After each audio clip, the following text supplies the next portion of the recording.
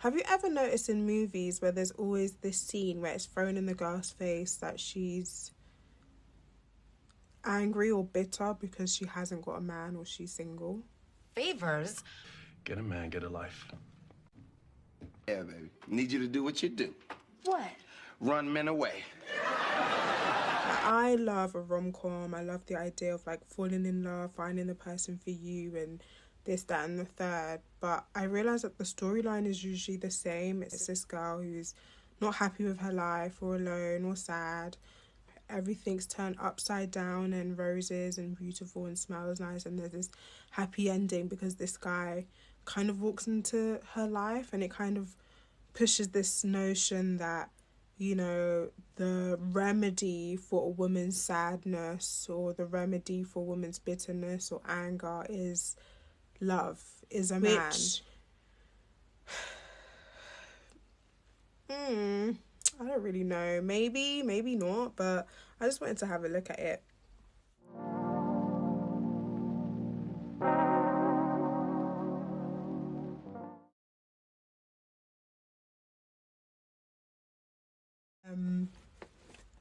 I think a really, really good example is the movie Deliver Us from Eva. It's like one of my favorite movies.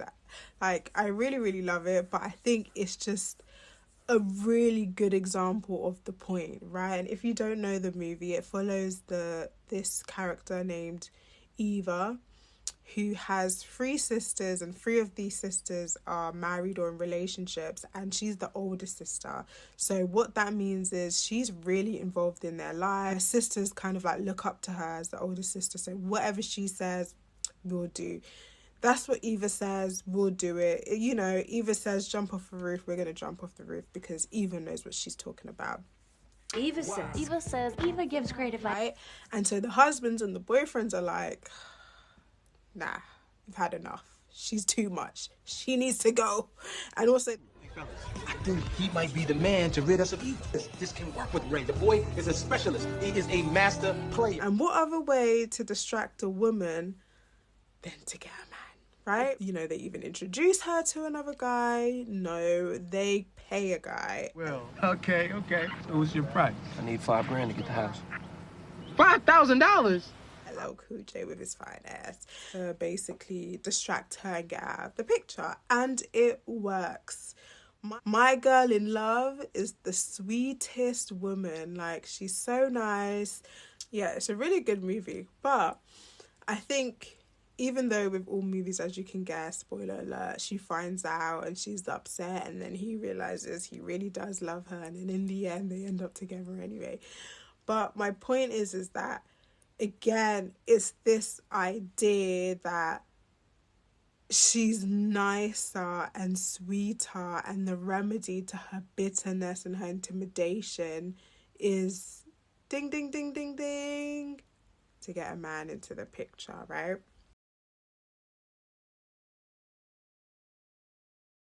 You kind of see I don't want to say a similar storyline, but just going back to like the rom-coms idea, like you see this in Bridget Jones, where it's, again, she's kind of like sad because she's alone. I mean, the movie starts off like this.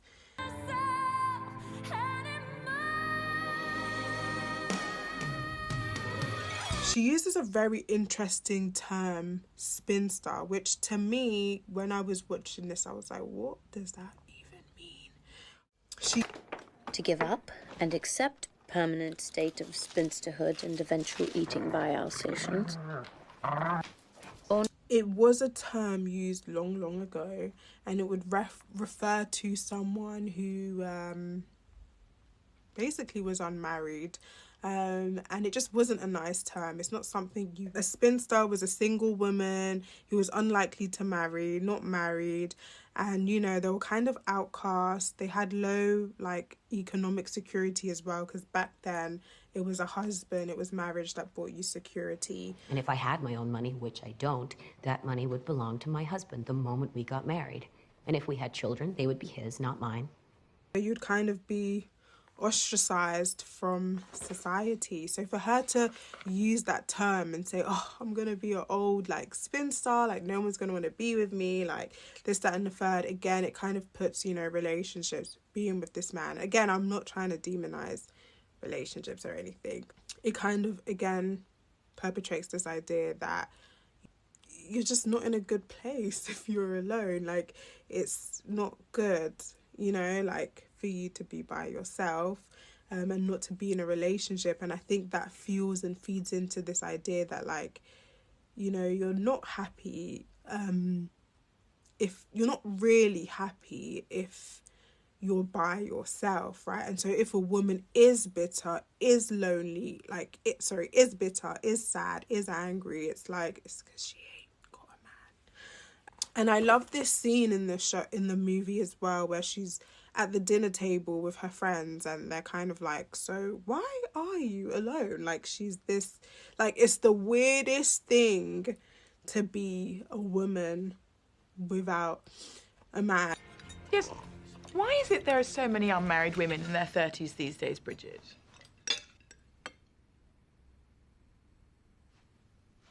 Well, I don't know. Suppose it doesn't help that underneath our clothes, our entire bodies are covered in scales. And I guess maybe things have changed since the 90s, because that's kind of when Bridget Jones came out, but to be fair, I don't really think much has changed that much anyway.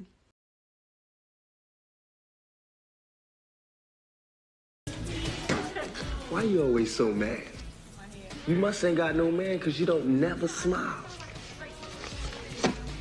Disclaimer for those who hate men telling them to smile, but this is essentially what it is, right? So for those who know, sometimes as women, if you're somewhere, you're working in retail or just working in an area where, or even just minding your business and being on the train and going somewhere, sometimes we can have these experiences where men might come up to us and say, you know, why aren't you smiling? You should smile.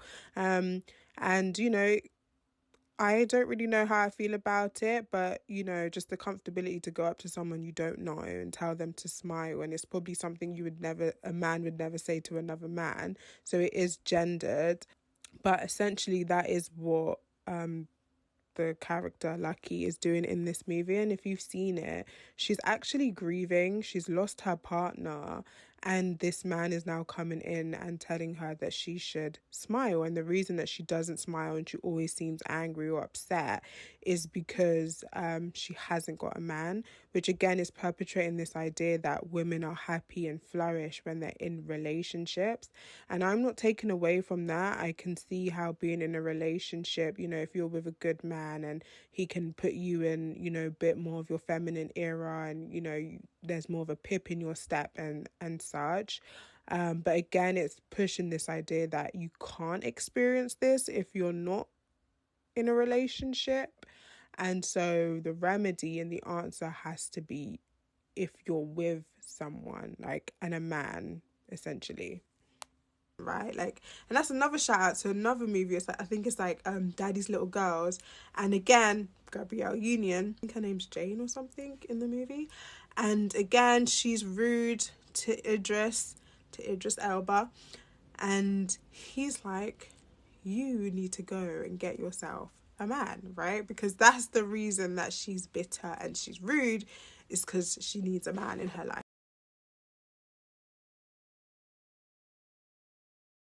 Okay. Joan is a character in the show Girlfriends, and she's, I believe, a lawyer, and she's a lawyer, and, you know, she has this really successful house, career, everything, and she just kind of wants to finish everything off with a man, right? And this character in particular is just, honestly, like, the only way I can describe it is desperate. Like, she really wants her man, which is nothing wrong with that, but it gets to a point where it's just kind of like her whole personality is getting a man, having a man, keeping a man, and getting married. And you see this kind of spilling over to jealousy, where her best friend is getting married and she just cannot be happy for her best friend, because it's just not her life right now. It's something that she wants and she thought that she deserved over her friend. Okay. Tony's won something, now Joan's gotta win something. You are jealous of the fact that your best friend is getting married. Ellis. And then you also have Molly. Pretty similar things, honestly, in a way, the same character, but They're cute. You know, I'm not trying to be shady, but why does she deserve to get married and I don't? being successful lawyer, wants to finish off this image with a man, and same thing as well, like, you know, this makes her put herself at a pinnacle, and again it kind of becomes her whole character. Just looking for a man, wanting a man, man comes in, man's not good enough, sabotage, like self-sabotages her relationships. And Molly is the best friend of the main character, Issa. And the reason why I also want to bring her up is that it's thrown in her face that, you know, by Issa, that, you know, the way she is is just because, you know, she wants a man, she can't get a man, and she's just jealous of everyone else's relationship because she can't keep a man. And yeah, so it's just male centered, and these are just a few things that I've just kind of like gone through really, really quickly because I also don't want this to be miles long. But, you know, again, it's this idea that all she cares about and the main thing about her life is getting into a relationship and being with a man. And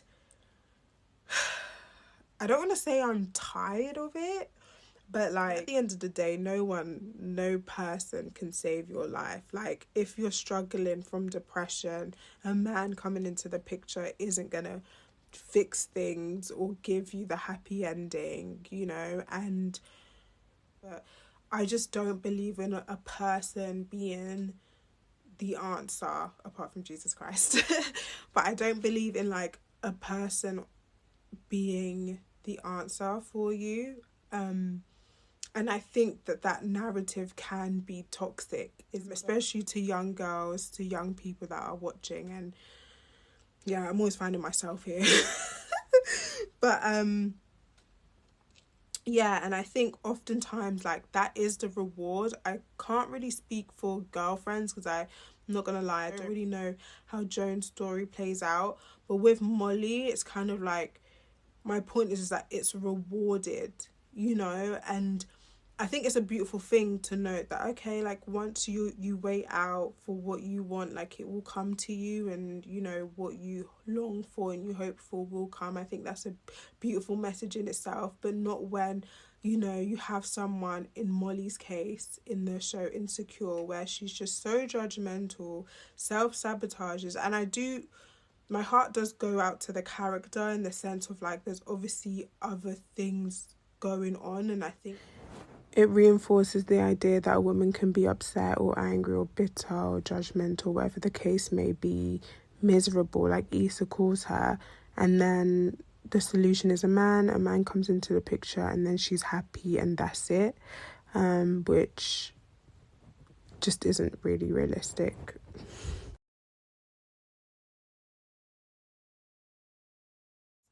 I did come across this study by Helen Gurley Brown, and she wrote a book, I believe.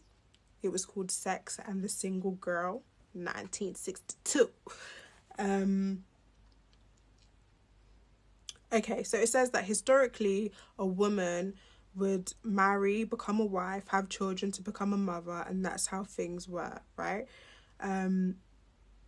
And to not represent this, to not do this, was considered rebellious, right? So the single girl was like, girl, what are you doing? That's how they looked at the single girl.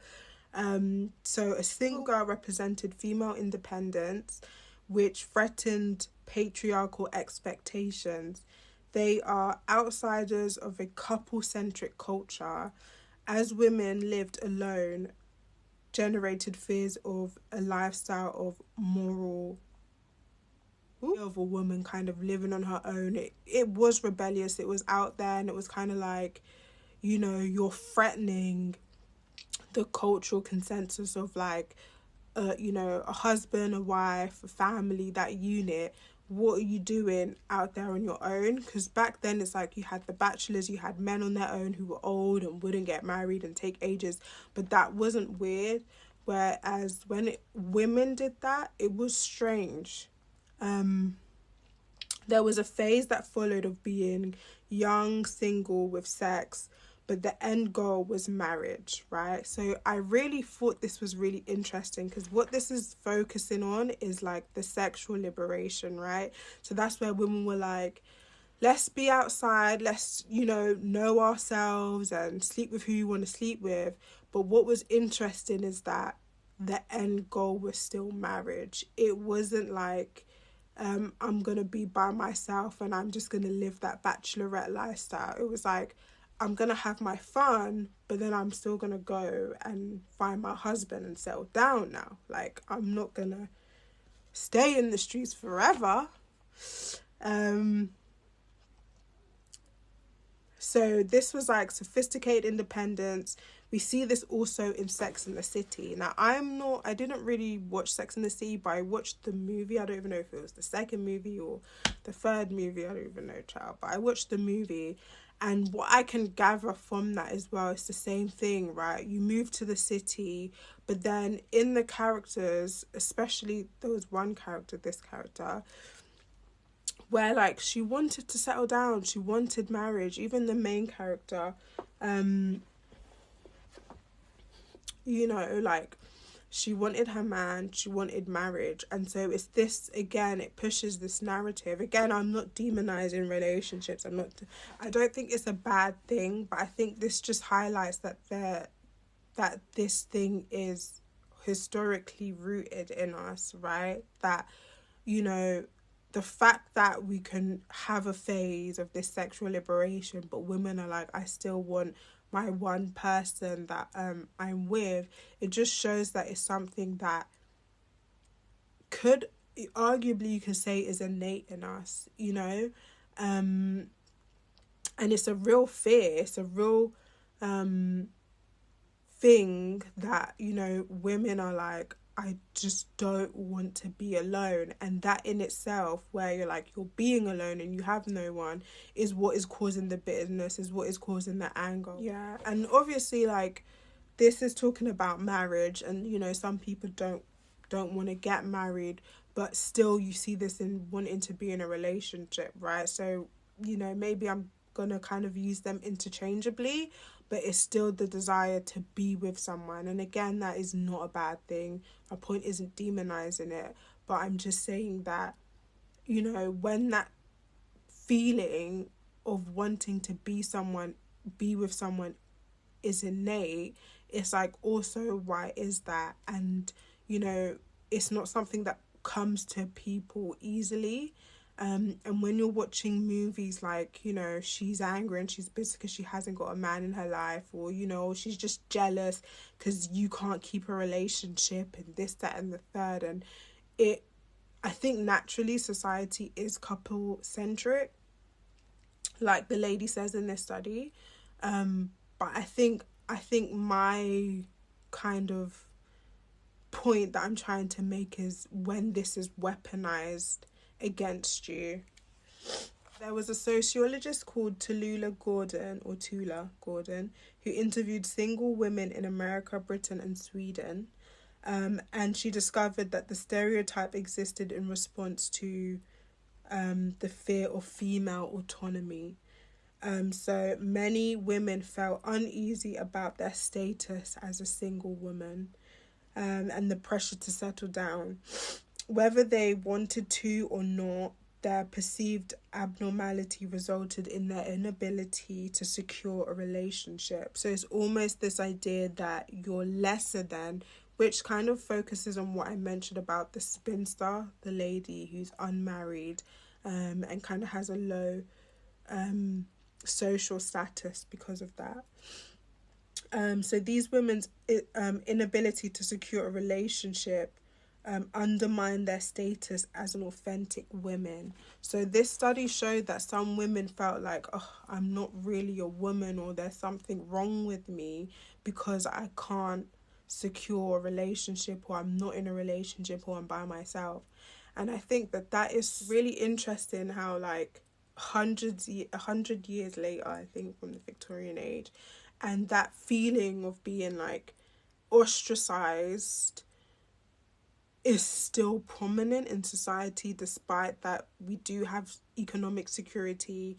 Maybe people aren't necessarily ostracizing us in a way of like, you ain't got a man, you sit over there. Like, that's obviously not happening today, but just the feeling which can come up when someone's like, are you in a relationship, and you're not in a relationship, and people are picking at your character, especially in this date and time and this Hinge, girl.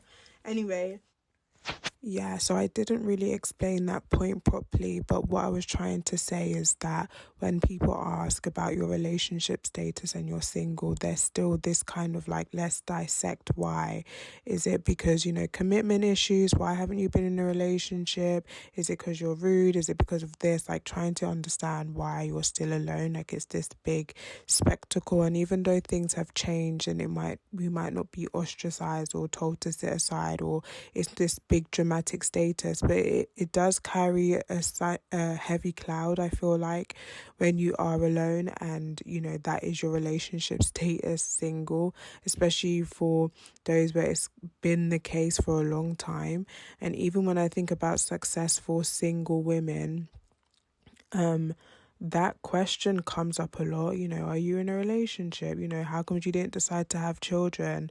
It's just this, it becomes this big thing and this spectacle of trying to understand why you're single. And I was just mentioning Hinge because when you're talking to guys like, why are you single? Why haven't you been in a relationship for this X amount of time? Like, what's going on? And it's like, there has to be this answer as to why you're single, and sometimes it's just not an answer. Like, it really is a numbers game. It is really luck, and if you just haven't found that person, you haven't found that person yet. But for some reason in this society, and it shows how much things have changed, but not really. It's just framed in a different way. This video of Rihanna kind of sums it up really well. Things are clearly going brilliantly in your career. I just wondered if you are as happy in your private life, and will we be seeing a certain Mr. Ashton Kutcher perhaps making a trip over here? Wow, how disappointing was that question? Should we move on to another one? Absolutely. I think there was a question. We've got to move on. I think I'm there's a question. happy and I'm single, if that's what you were really asking. So going back to kind of like the bitter trope, it's that, I'm bitter or angry because I'm single, signifying that you'll be happy when you have a man or you're in a relationship. Of course, relationships in general can improve your mood. I think doing life with someone, it's obviously gonna, obviously it depends who you're with, who that man is, but I think that goes for relationships in general. I think one, it's your autonomy, I don't know if that's the right word, but who you are as a person. Like, I think some people are just more jolly or more happy in themselves than other people. But going outside of that, I think if you have that social network or you're doing life with someone, I do think that is bound to have an effect on your mood, if that's a good person. But it should not be the case that your life becomes a 180 or a night to day.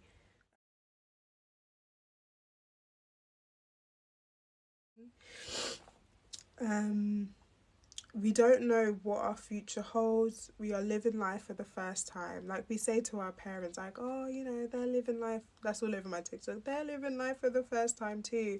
But we're all living life for the first time.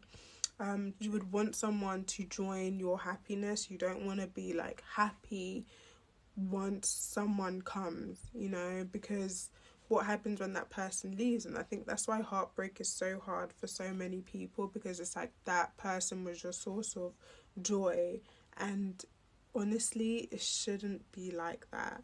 And I did want to give like a shout out to some movies that are kind of changing that narrative, where it's like, oh, the man has to come in and fix your life. I've worked so hard to be perfect, and it still wasn't enough.